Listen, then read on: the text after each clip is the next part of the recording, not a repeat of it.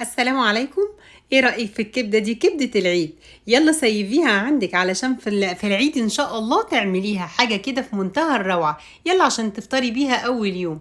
عندنا كبدة وكلاوي وقلوب، وعندنا فلفل حامي وبارد وبصل وتوم وليمون وخل وطماطم وتوابل.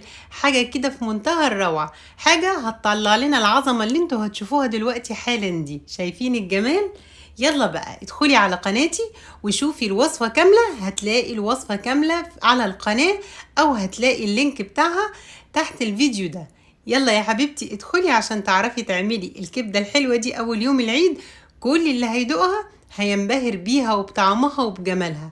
حاجة كده في منتهى الروعة، ولا زفارة ولا زناخة لحمة وكبدة، ولا الكلام اللي بيقولوا عنه ده خالص. حاجة كده في منتهى الجمال. اوعدك انك مش هتاكلي كبدة زيها. يلا يا حبيبتي، مع السلامة.